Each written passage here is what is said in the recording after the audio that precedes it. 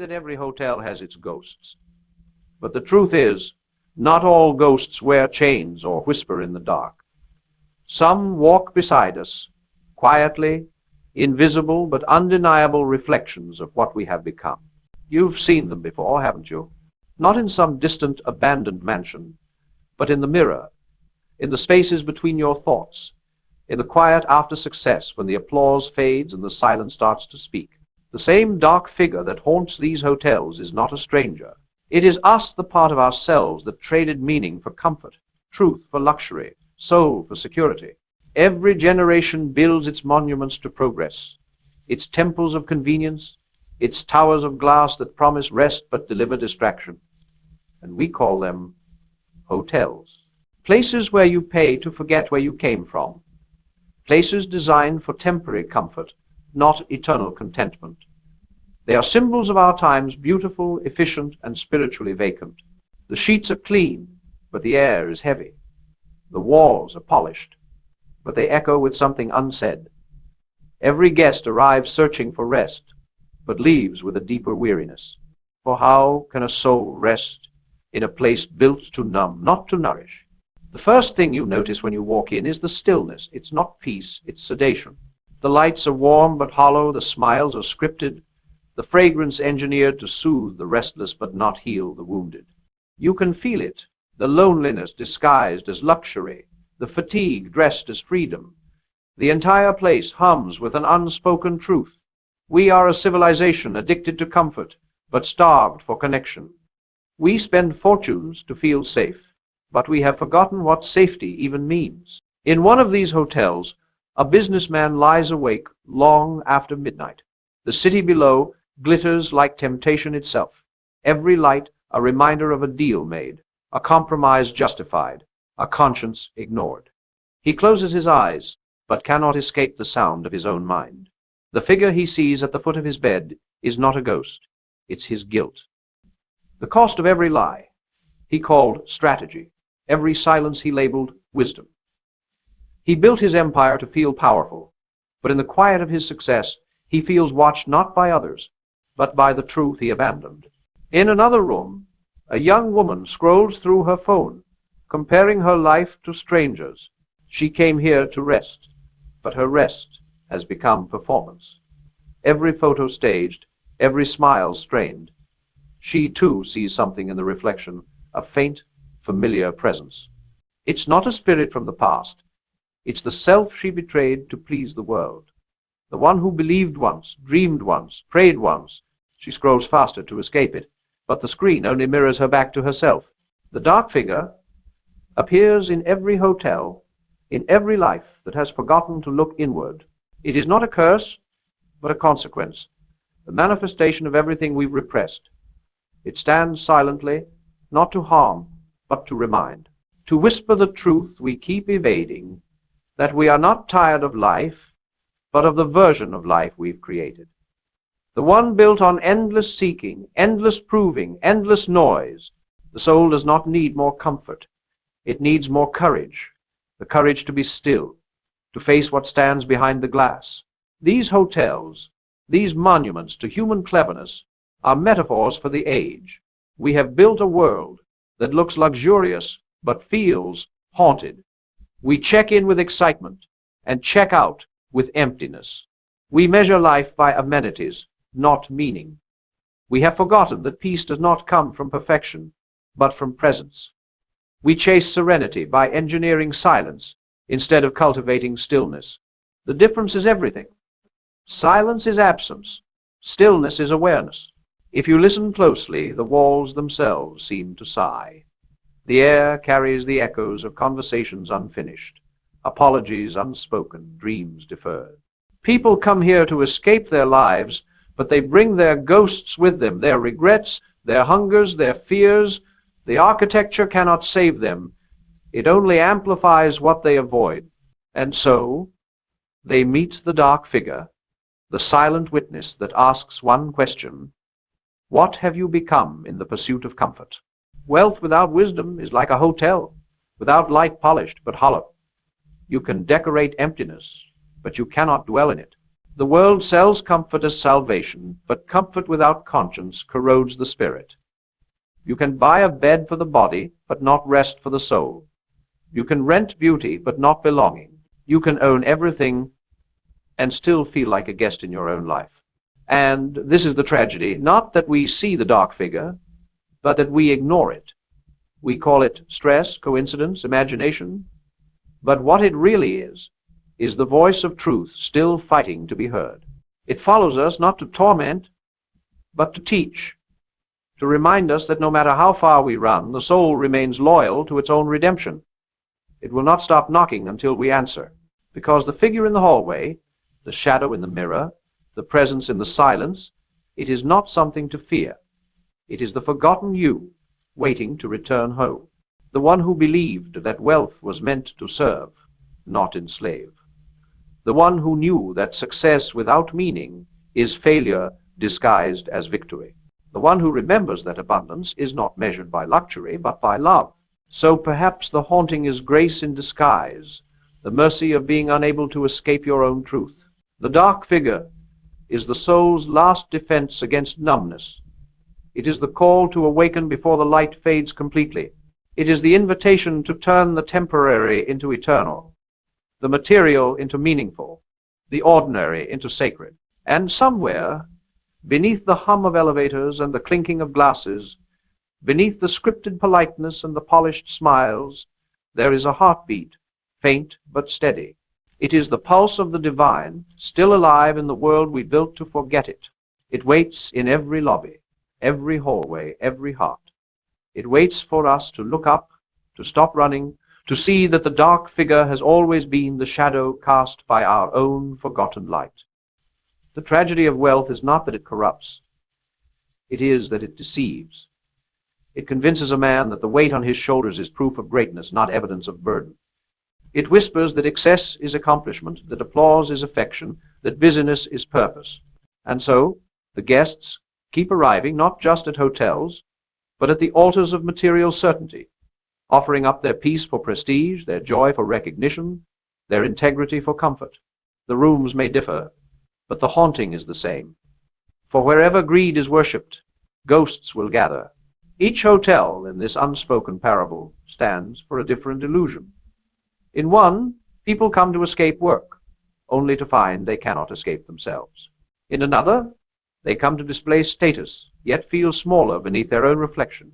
In another, they chase romance to fill the void of loneliness, but discover that the emptiness is not between them and another, but within. Each guest arrives believing they have bought rest, but rest cannot be purchased. It must be practiced. It is not found in pillows, but in peace. The modern world has perfected the art of distraction. We have made every surface shine, so we no longer have to look beneath it. We have engineered every sound, so silence becomes unbearable. We have filled every minute with content, so that contemplation feels like waste. And yet, the soul, that ancient, stubborn spark, still longs for meaning. It still aches for stillness.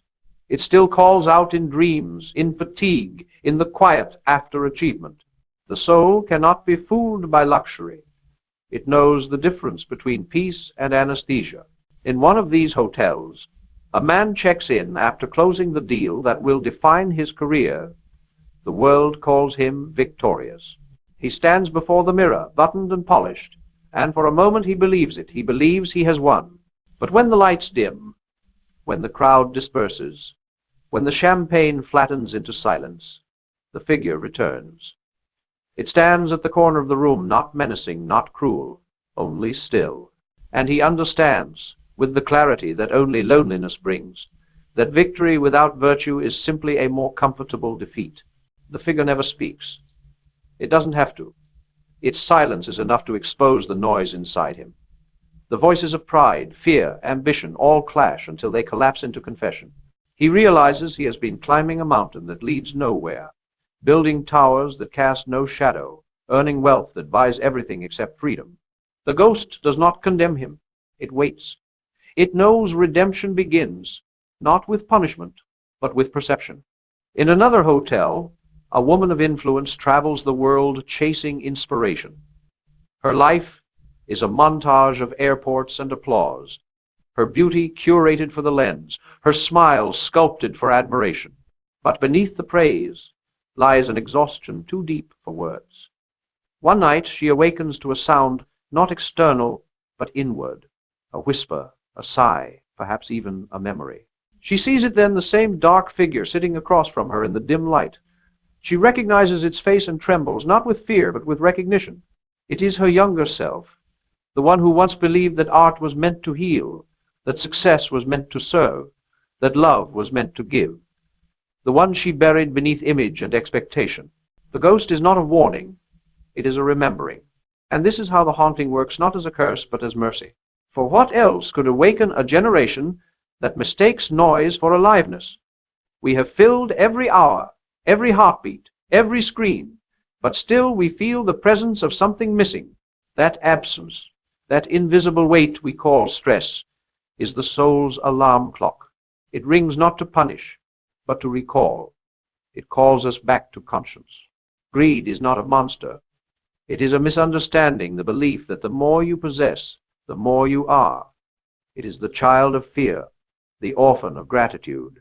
It hides behind the illusion of control, whispering, "If you have enough, you will finally rest." But no matter how high the walls of comfort rise, they cannot keep out meaning. Meaning finds its way in, through guilt, through grief, through the eyes of those we neglect. There is a kind of hunger that no feast can fill, the hunger for purpose. The human spirit was not built for mere pleasure. It was built for participation in the sacred rhythm of creation. When we consume without contribution, when we take without gratitude, the soul begins to starve. That starvation is what people call haunting. The figure appears not to curse, but to remind. You were made for more than comfort. You were made for compassion. The hotels stand as monuments to misunderstanding. Each chandelier glitters with the illusion of transcendence, but true light is never artificial. The glow of grace cannot be manufactured, it must be invited. It flickers only where humility breathes. The linen may be flawless, but what the spirit needs is not cleanliness, but clarity. A soul cannot be soothed by amenities. It can only be restored by authenticity. And yet, not all who see the figure turn away. Some face it. They do not flee the silence. They enter it. They do not fill the space with noise. They let the stillness speak.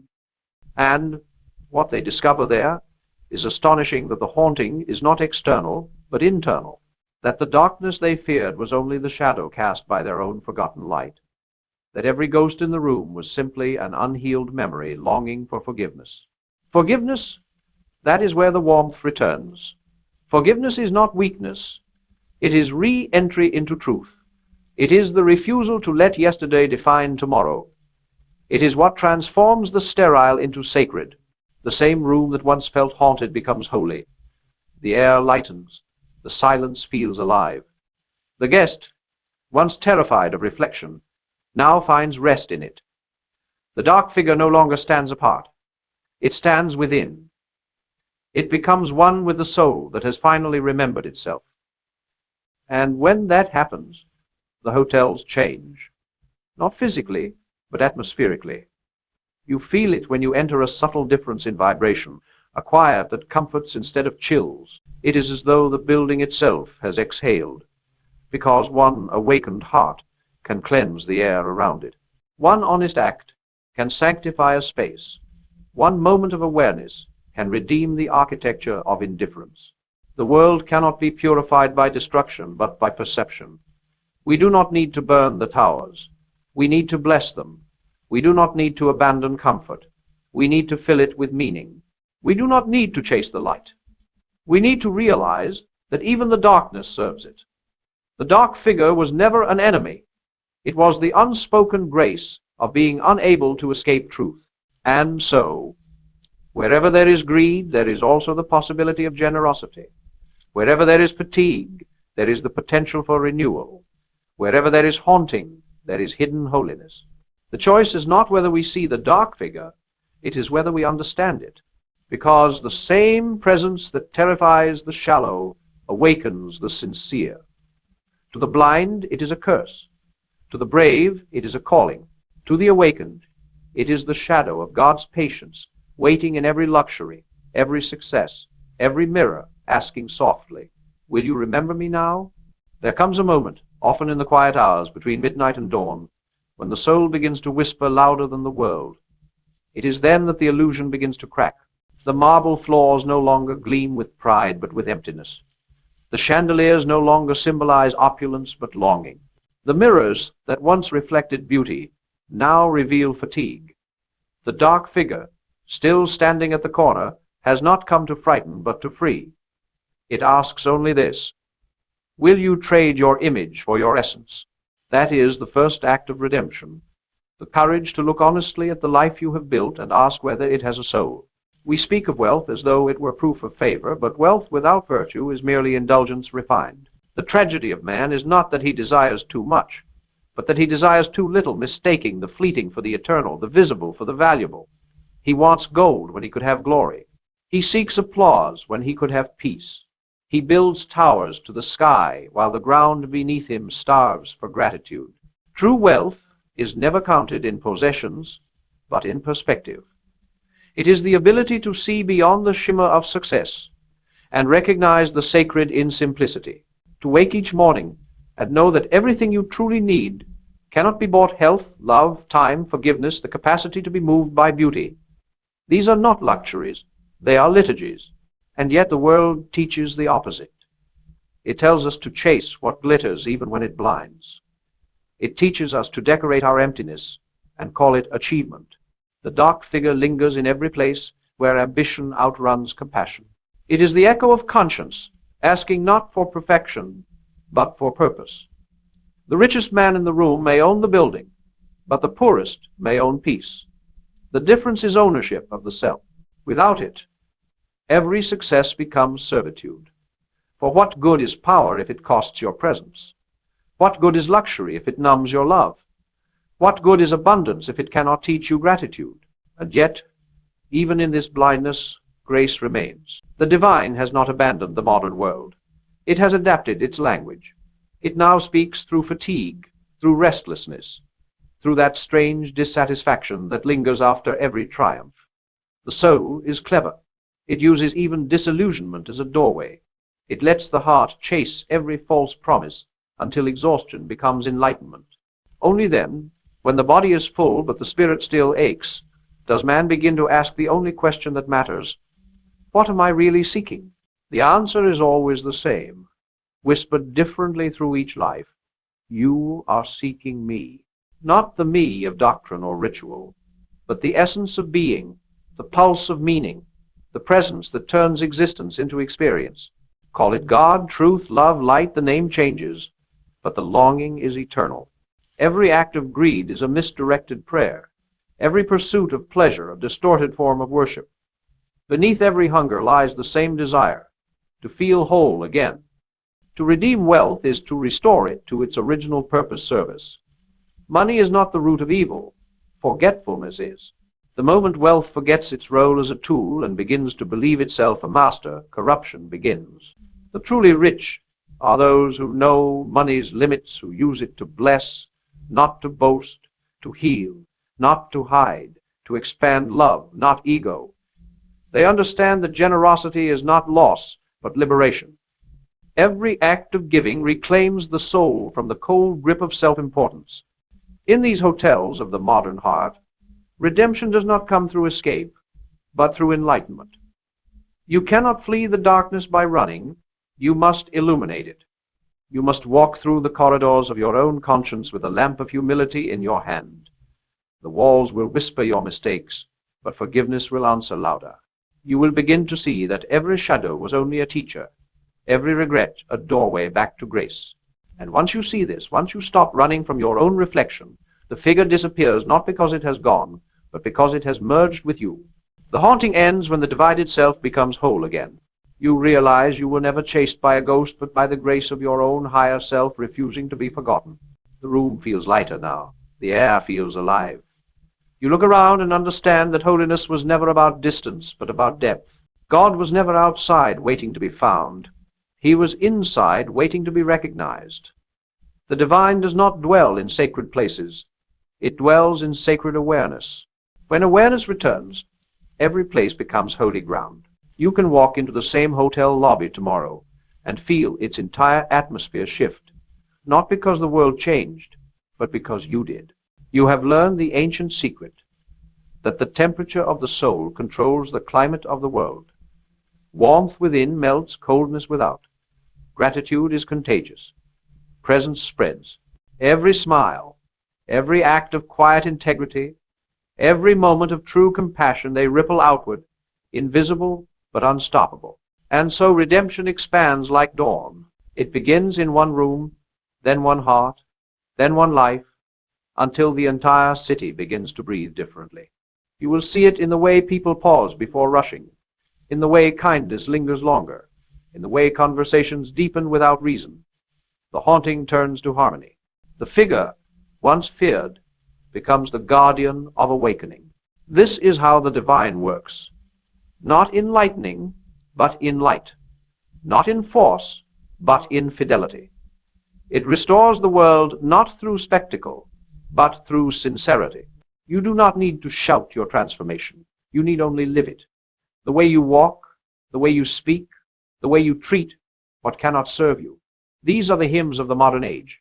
And if the dark figure returns again, as it surely will, because forgetting is human, do not fear. Welcome it. Sit with it. Ask it what it has come to remind you of this time. For even shadows serve the Sunday. There will come a day when the lights of every tower flicker out, when even the grandest lobbies fall silent, when the wealth that once made men proud will return to dust. And in that silence, the only thing that will remain is the quality of the soul that moved through it all. You will not be remembered for how high you climbed, but for how deeply you cared, not for how much you owned, but for how much light you left behind in others. The dark figure has served its purpose. It was never an omen of doom, but a companion of awakening. It followed you through corridors of illusion so that you might remember what cannot be bought: truth, presence, compassion. It waited patiently while you worshipped busyness, watched quietly as you chased approval, and whispered only when you could finally hear. You are more than what you acquire. You are what you awaken. And as you step into the final hallway, you feel it, the warmth returning to your chest. Every burden you carried begins to dissolve into clarity. You understand now that the greatest power is not control, but surrender. Surrender to the truth that you were never separate from grace, only distracted from it. You realize that abundance was never a number, but a state of awareness, that every act of kindness was an investment, every moment of stillness a profit, every breath of gratitude a form of wealth the world can never steal. This is the secret the haunted hotels could not hide, that holiness and humanity are not opposites but reflections, that the divine does not dwell apart from life but pulses within it, that every space, however cold, can be warmed again by consciousness. You see that the real luxury is peace of mind, the real success is integrity, the real reward is awakening. And when you finally leave, you do not look back in fear but in blessing. The halls no longer echo with emptiness. They hum with quiet redemption. The same walls that once held shadows now radiate a softer light. The dark figure that once followed you now walks beside you, transformed not as ghost but as guardian. You carry it with you, a reminder that even darkness can serve the dawn. Outside, the world is still loud, still hurried, still blind. But you walk differently now. You do not rush. You move with reverence. You do not fear the noise. You bring silence into it. You do not chase warmth. You become it. And wherever you go, something invisible changes. People speak softer. Rooms feel lighter. The air itself seems to remember what it's like to breathe freely. You are no longer haunted. You are home. For heaven was never a place beyond the clouds. It was always the moment a soul remembers who it truly is. And hell was never fire. It was forgetfulness. The dark figure was never punishment. It was the invitation to remember. And so the sermon ends where all truth begins, not in triumph, but in tenderness. The light has returned. The shadow has served. The traveler is awake. The hotels still stand. The world still turns. The night still falls. but the spirit walks unafraid, carrying its own dawn within. And so, as the city exhales beneath the quiet glow of streetlights, you walk along corridors that once felt indifferent, now alive with subtle possibility. The air hums not with noise, but with attention. Each step is deliberate, each breath a reminder that the ordinary is never ordinary when fully witnessed. Even the smallest gestures, holding a door, offering a smile, pausing to listen, carry within them the weight of eternity. They are the echoes of the awakening that began quietly in the stillness of a hotel room, in the recognition of a shadow, in the reclaiming of a soul that had wandered too long in the pursuit of everything that does not satisfy. You notice the people passing by. Some are hurried, burdened, restless. Some are still lost in their own dark figures, unaware that the same grace that touched you waits for them too. And yet, you realize that your presence alone is a quiet sermon. Your awareness, your calm, your warmth, it resonates. It does not need applause. It does not demand acknowledgement. The world listens not always with ears, but with essence. In that realization, you feel the gravity and the freedom of the task that has no name, to be the light that simply is, and in doing so, to illuminate what has been hidden from those still asleep. The divine is everywhere, not in the monuments of power, not in the opulence of wealth, not in the curated appearances of success, but here, in this moment, in the ordinary, in the unseen currents of care, compassion, and attention. The dark figure is no longer frightening.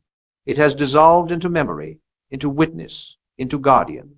Its purpose fulfilled, it lingers only as a reminder of what was learned, that life is measured not by the possessions we gather, but by the depth with which we inhabit it. You understand profoundly that abundance was never about accumulation, but about alignment. That wealth was never the point, but the means to sustain virtue. That comfort without conscience, success without service, and achievement without awareness are hollows, temporary and empty. The hotels, the rooms, the corridors of human endeavor, they are mirrors, reflecting not the world, but the soul's fidelity to its own truth. Where shadows linger, so too does opportunity. Where darkness presses, so too does the chance for illumination. And, as you continue walking, you notice how subtly the world responds to a soul awake. A conversation shifts tone when you enter. A tense atmosphere softens.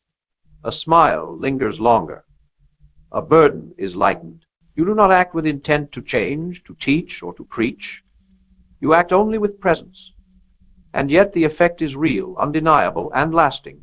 Presence is the currency of awakening, the unseen architecture that redeems every space it touches. You sit once again, perhaps in a cafe, perhaps by a window, watching life proceed in its relentless motion.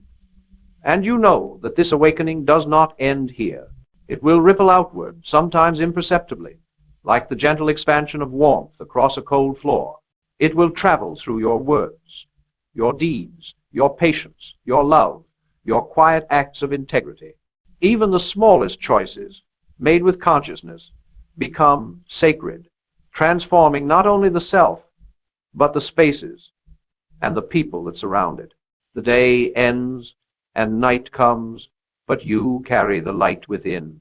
No dark figure can follow here, for you are luminous from the inside. No circumstance can unseat the peace that rests in presence. No worldly achievement can diminish the richness of a heart aligned with truth.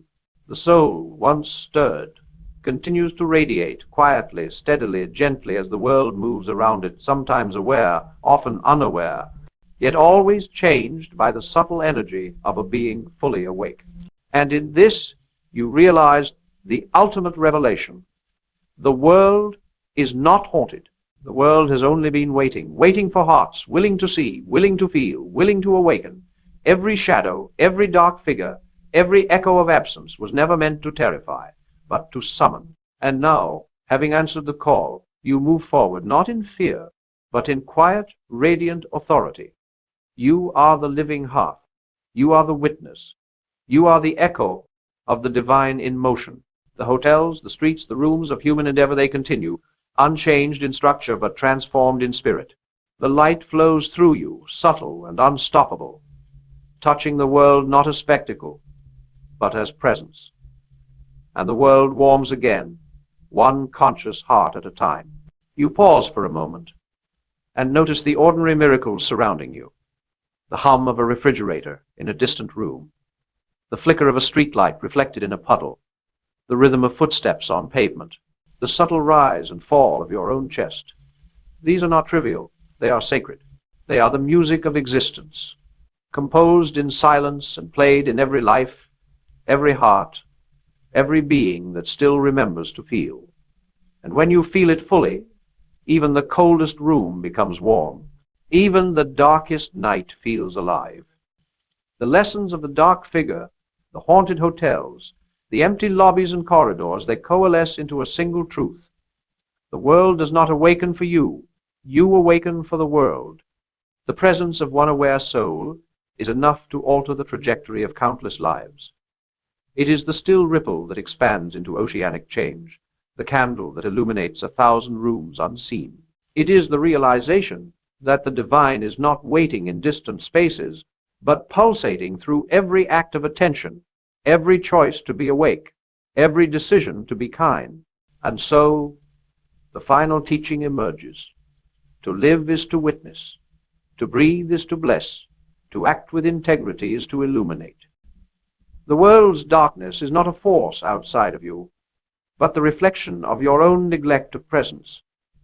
The cold you once felt is not punishment. It is invitation. The dark figure is not enemy. It is teacher.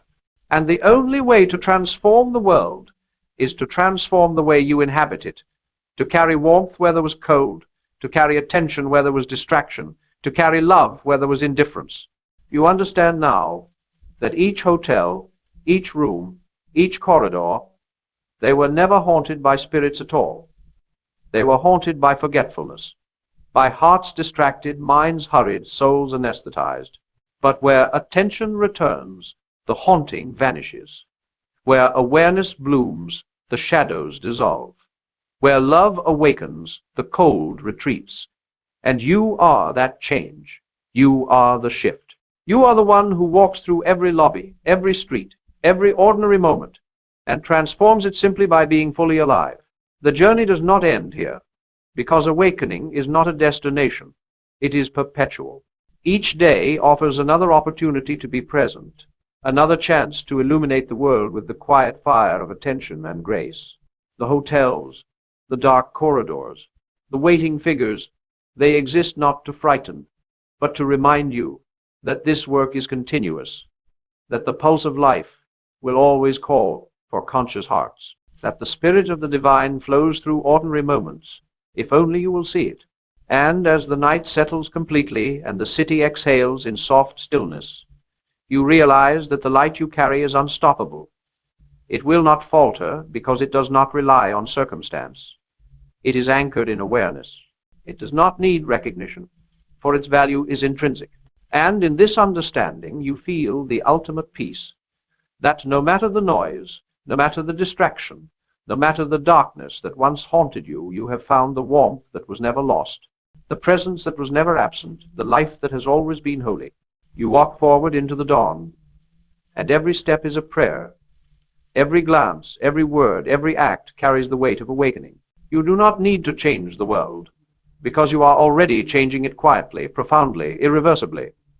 The hotels may still stand, the corridors may still echo, but their shadows have been redeemed by the light you carry within. And that light, steady, gentle, radiant, will never go out.